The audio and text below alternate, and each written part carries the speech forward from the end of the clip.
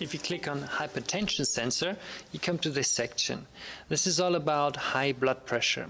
Now, high blood pressure is called the silent killer because it does increase your risk of cardiovascular problems and should be recognized and treated, for one thing, through specialized prevention, as well as if it cannot be regulated by prevention, also medically. So if you go to the introduction section, you will find out a lot about blood pressure, what the normal blood pressure should be, how genetic factors influence blood pressure. So there's a lot of general information about the topic that you can go through in case you're interested. To find out what your genes tell you about your risk of high blood pressure, you have to click on Summary of Effects. Now, this is just an example, so do go to your own account or to your own booklet to see what your personal risk is, because it very likely is different to the example that I'm talking through here.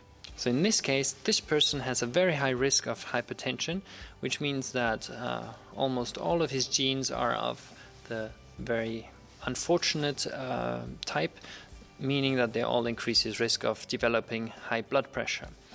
And up here the summary says your risk of developing hypertension is approximately 13.9 times higher. So 13.9 times higher than that of the general population. Do check your own results. It's likely to be different, very likely lower, but depending on where your bar is, if you're down here, this prevention is not so important for you, but if you're up here, this type of prevention is really very important for your health. So do check this bar to see how important this section is for you. Now we know the type of information, the type of risk we could read from this person's genes. And now the next question is, what can we do to prevent hypertension? Again, this is going to be a different text than what you're going to find in your own reports, so do check it. But I will quickly talk you through the different interventions that would have been recommended to this person with a very high risk. For one, hopefully you are not a smoker. In case you are, it is very advisable, not just because smoking is generally unhealthy, but for people with a high risk of high blood pressure, it multiplies together. So it's another risk factor that can increase blood pressure, and it really is a bad combination to smoke and to have genetic variations that increase the risk of blood pressure.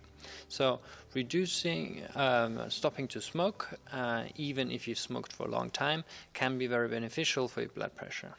Alcohol consumption is also a big risk factor, and specifically excessive ingestion of alcohol can increase blood pressure, and this happens to many alcoholics. So specifically for people who have a high risk of high blood pressure, they should moderate their ingestion of alcohol, and this can lead to a drop in blood pressure between 2 to 4 millimeters mercury.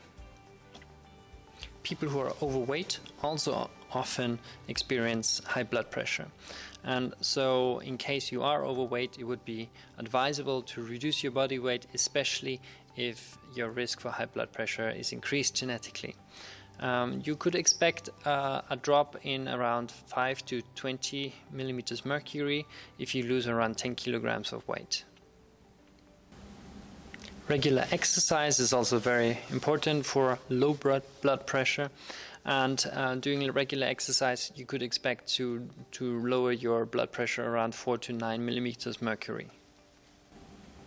Also, nutrition plays an essential role in regulating blood pressure. High sodium intake, which means that you're using a lot of table salt, can increase your blood pressure. So especially people with a high risk or already high blood pressure should reduce their table salt intake. Optimal would be below 2.5 grams of table salt per day. In addition, eating lots of fruits and vegetables and keeping the saturated fat intake, the bad fat intake low, can also have beneficial aspects for your blood pressure. It could reduce it between 8 and 14 milligrams of mercury. Besides a healthy lifestyle with healthy nutrition, exercise and so on, as I've just been talking you through, medical supervision is also important for people with an increased risk for high blood pressure.